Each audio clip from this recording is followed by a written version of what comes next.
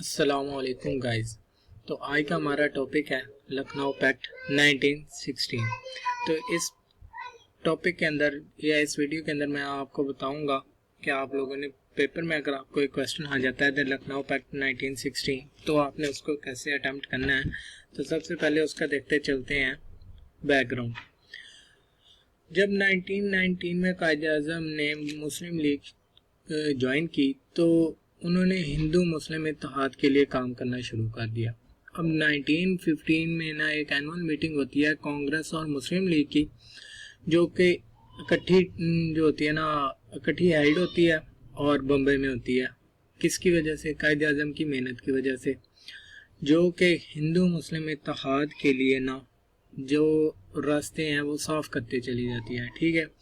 और फिर at the last जो है ना 1916 में एक एग्रीमेंट होता है एक मीटिंग के अंदर एक एग्रीमेंट होता है, और जो मीटिंग होती है वो दो कांग्रेस और मुस्लिम लीग के दरमियान होती है। और जो एग्रीमेंट है वो ये होता है कि जी दोनों के दरमियान जो है ना कुछ असूल ज़वाबित तय किए जाते हैं, और जो असूल ज़वाबित हैं जो कि एग्रीमेंट के अंदर तय किए जाते हैं वो हम आगे जाके डिस्कस करते हैं।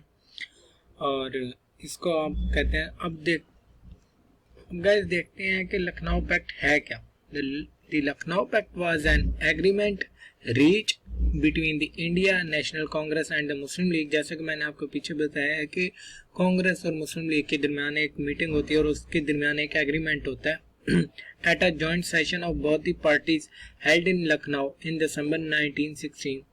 Through the pact, the two parties agreed to allow representation to religious minorities in the provincial legislature।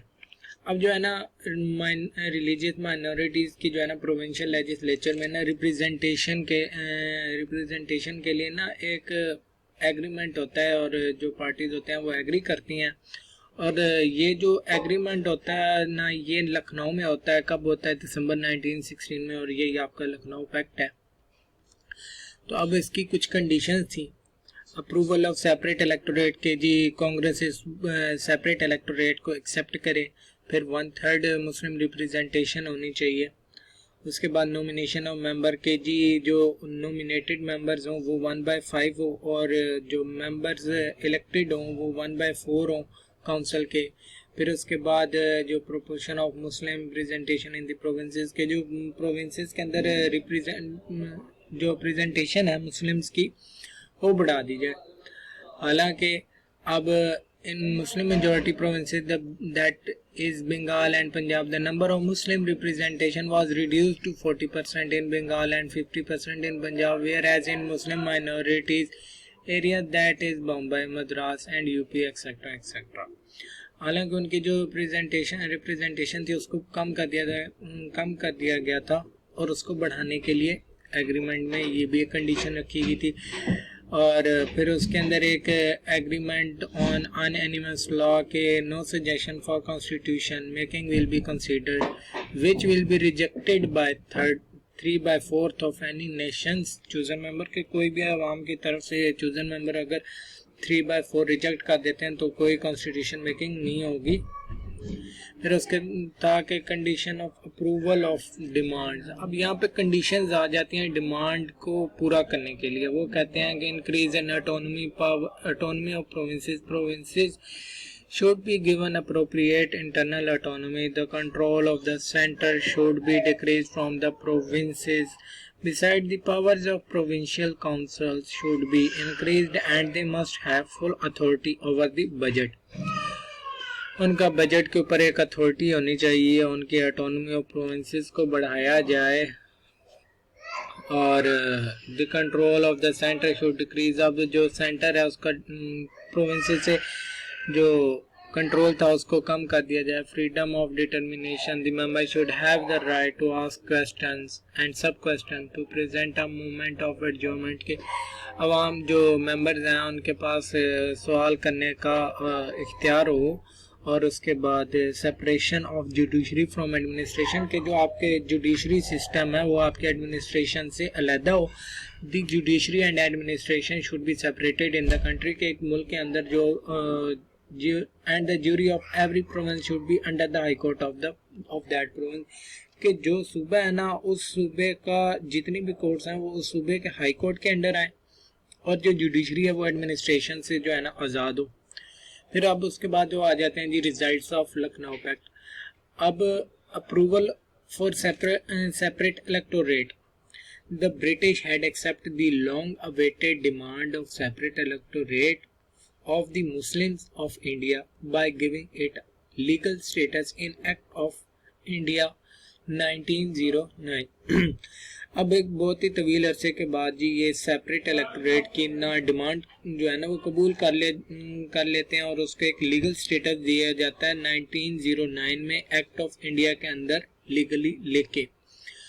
अब any how the Hindus always were against this. अब हिंदू तो शुरू से मुसलमानों के खिलाफ थे कि उनको आज़ादी ना मिले जो भी है, तो ये डिमांड जो है ना ब्रिटिश और हिंदूज की तरफ से ना एक्सेप्ट कर ली गई, विच resulted in the historical and political success of Muslim, जो कि मुसलमानों की आज़ादी और उनकी सक्सेस की एक निशानी है।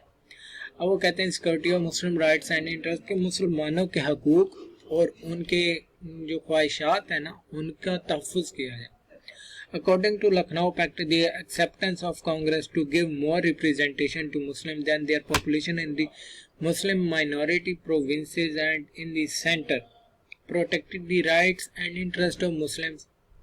This removed a lot of fears from the Muslims of India. अब लखनऊ पैक्ट की एक्सेप्टेंस ऑफ कांग्रेस, जब कांग्रेस ने लखनऊ पैक्ट को एक्सेप्ट कर लेते हैं ना, तो उसके बाद मुस्लिम्स की जो रिप्रेजेंटेशन है वो बढ़ा दी जाती है, हालांकि जितनी उनकी पॉपुलेशन है उससे ज़्यादा। अब जो सेंटर जो है वो प्रोटेक्ट कर होता है मुस्लिम राइट्स एंड इंटरेस्ट। अब जो जब मुसलमानों के हकूक़ का तहफ़्फ़ुज़ किया जाता है तो मुसलमानों का जो है ना हिंदुस्तान के अंदर रहते हुए ये भी खौफ ख़त्म हो जाता है कि जी हमारे हकूक़ की जो है ना हकूक़ की खिलाफ वर्जी ना की जाए, हमारे हकूक़ का तहफ़्फ़ुज़ किया जाए। ठीक है। अब मुस्लिम लीग सेपरेट स्टेटस,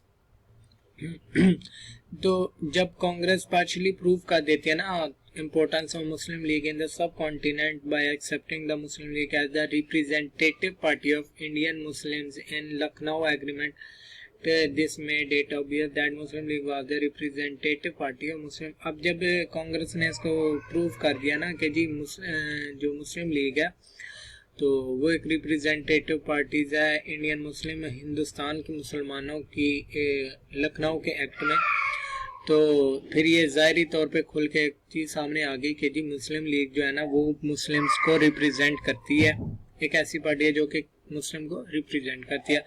अब increase in the fame of the Quaid Azam. ठीक है। अब कायद आज़म जो थे ना उन्होंने पहले काफ़ी एक जानी मानी हस्ती हैं हिस्ट्री की, तो उन्होंने जब इतना बड़ा कारनामा सर अंजाम दिया तो फेम तो उनको मिलना ही था। अब जब उनको फेम मिला ना तो उसके बाद हिंदू मुस्लिम इत्तेहाद के बाद एक मिस्टर थे सिरो जानी नेओड, इसकी प्रोनाउंसिएशन थोड़ी टफ है तो आप गूगल पे सर्च कर लीजिए। While paying his tribute to the Quaid Azam declared him the ambassador of Hindu Muslim unity. उन्होंने ना कायद आज़म को हिंदू मुस्लिम इत्तेहाद का ना एम्बेसडर बना दिया। अब इसके बाद आ जाता है Hindu Muslim unity first and last time. अब जो हिंदू मुस्लिम इत्तेहाद था ना पहली और आखिरी दफ़ा, वो कैसे? Hindus try to take revenge from Muslims in the Khilafat movement generally and in Nehru report, especially according to a planned conspiracy, while neglecting the written agreement of Lucknow Pact in 1916। अब ये आप भी जानते हैं और मैं भी जानता हूँ कि हिंदू जो थे वो शुरू से मुसलमानों के खिलाफ थे। अब वो तो हर जब भी कोई मूवमेंट होती थी, कोई भी मामला होता तो उसके अंदर मुसलमानों को नीचे दबाने की कोशिश करते थे। तो अब जो थे वो तो अब इसको कबूल नहीं कर रहे थे हिंदू जो थे, जो कि ये एक लखनऊ पैक्ट हुआ था 1916 में, क्योंकि उसके अंदर मुसलमानों को ज़्यादा रिप्रेजेंटेशंस मिल रही थी। मुस्लिम लीग जो थी उसको मुसलमानों की रिप्रेजेंटेटिव पार्टी जो डिक्लेयर कर दिया था कांग्रेस ने। और ये जो था ना, this was the first and the last Hindu Muslim unity came to an end without any historical achievement. अब ये चीज़ ज़ाहिर करती है कि जी ये जो है ना ये पहली और आखिरी जो है ना हिंदू मुस्लिम इत्तेहाद था जो कि हिस्टोरिकल अचीवमेंट है। Thank you.